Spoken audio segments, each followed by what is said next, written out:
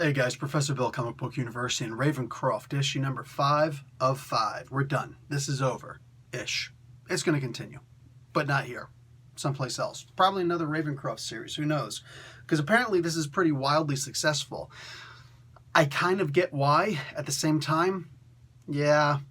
This ended in a really interesting way that I wasn't expecting. And I am going to give spoilers, but I'm going to let you know when I'm going to give the spoiler, because the end of this really does need to be discussed. But that'll be towards the end of this review. For now, I'm going to tell you about who made the comic book, and I'll tell you a little bit about what happens in the comic books and some of my disdain for, disdain is probably a strong word. Anyway, so let's get talking about who made this comic book.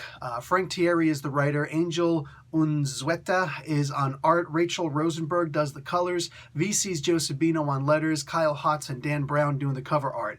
Graphic design is by Anthony Gambino. All right.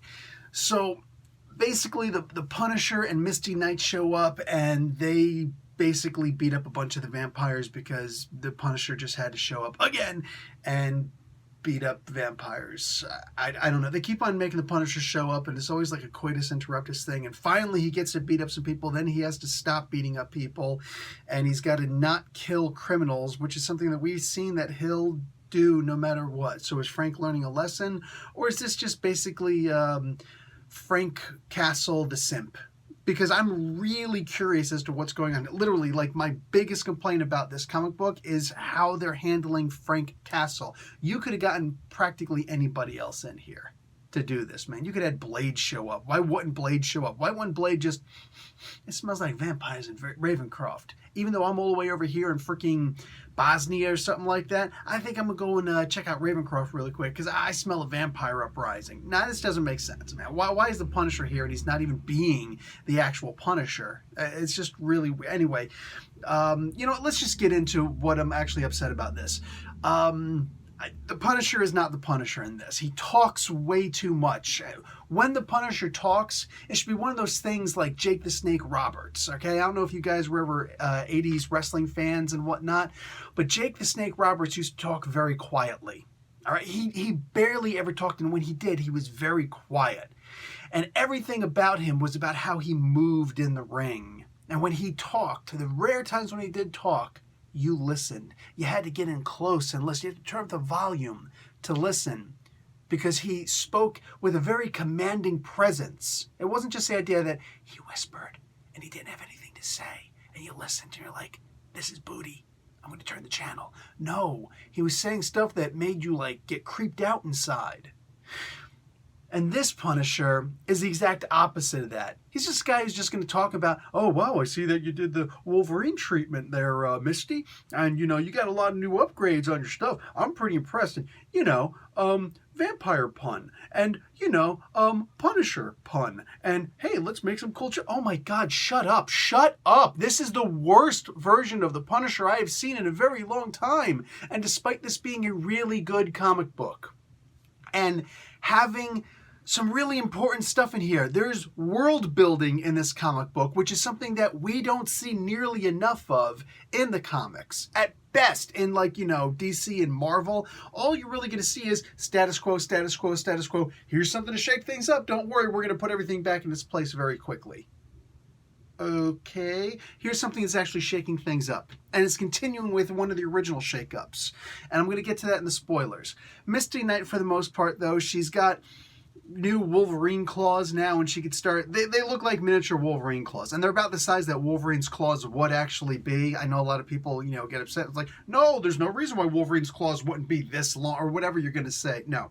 If you think about the idea that there's got to be the housing, and the claws can only go but so far, and it's got to be behind his wrist, and he's only 5'3", and or 5'2", 5'3", something like that.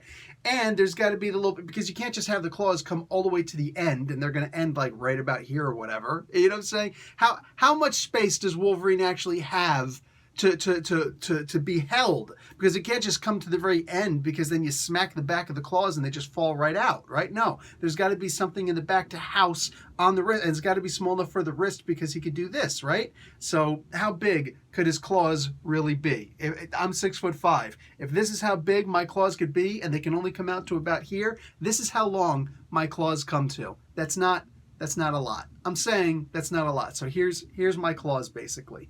Yeah, and Wolverine's would be even smaller. So this is about perfect. And the Misty Knight claws are about perfect. I dig that.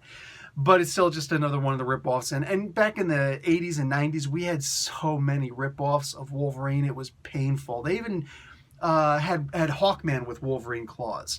So I'm still having flashbacks of that. I just...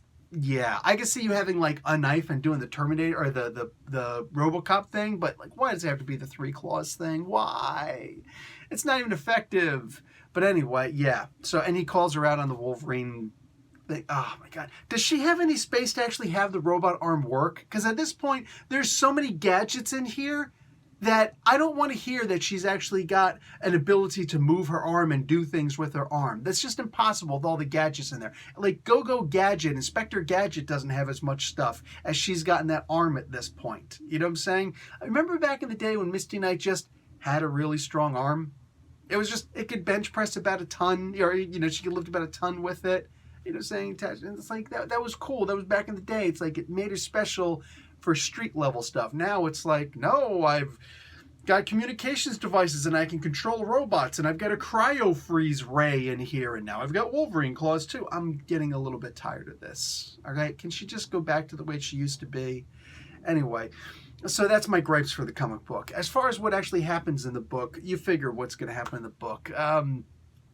What do you call it? Everybody's tied up and the countdown is going down and there's a bunch of talking and the bad guys show up to save the day, but you know, they're still bad guys. And frickin', what's his name? Frank Castle disappears and whatever. All right, stuff happens. And Man-Wolf, of course, saves the day, which I expected that to be the case because they've really been simping him a lot. And finally, they give him something to do. I don't know how he didn't just absolutely murder freaking what's his name Osborn, but whatever. So now I'm going to get into the spoilers of this comic book because it's fairly important, and let me actually switch to that page because it's kind of important here, wherever it is. There it is. So there's this new group called Janus.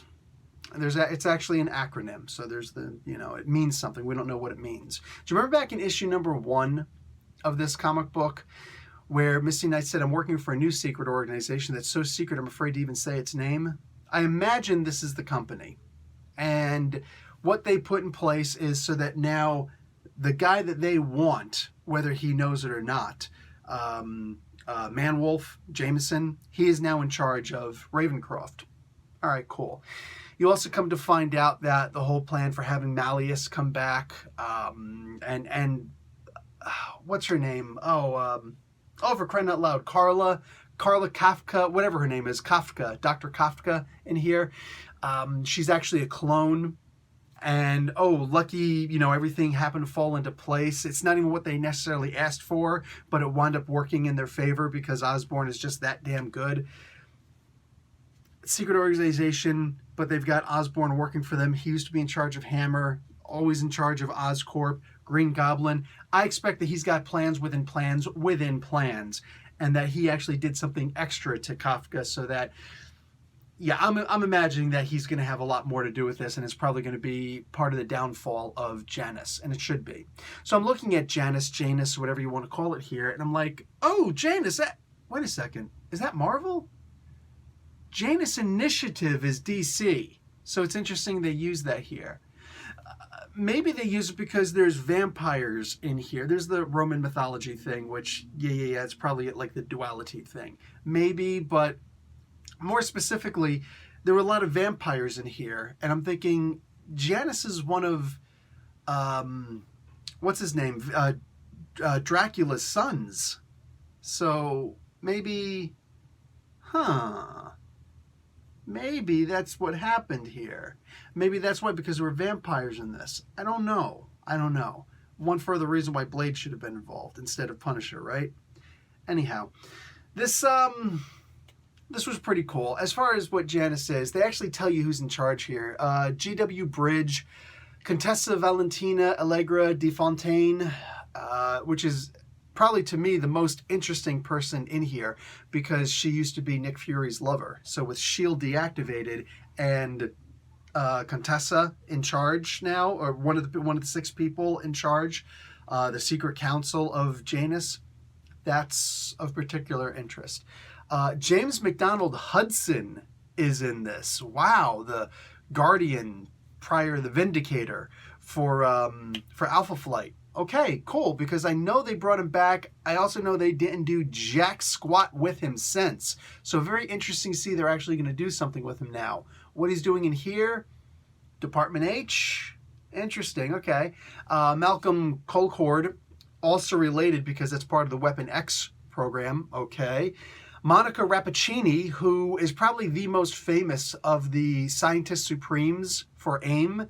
If you ever look at my Face Rip, FASERIP, my Marvel Superheroes role-playing game, Face Rip game, Season 3 specifically, one of the characters in there actually has a romantic relationship with Monica Rappaccini, and I do a bunch of stuff with her also.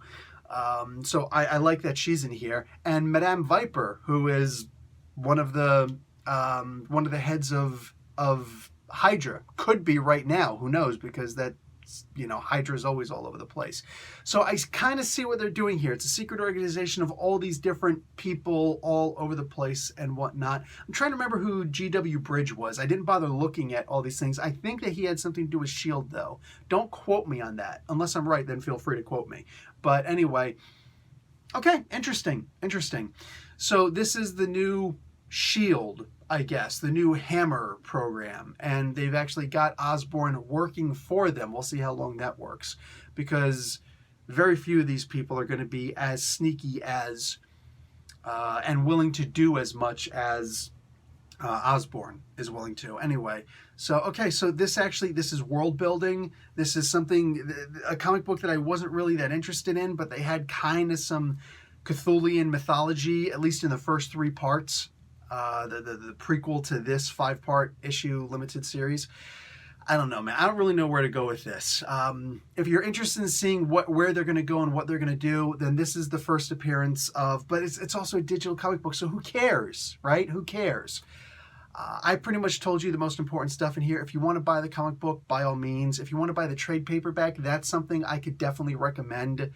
As far as the digital copies for this, I would wait for the trade.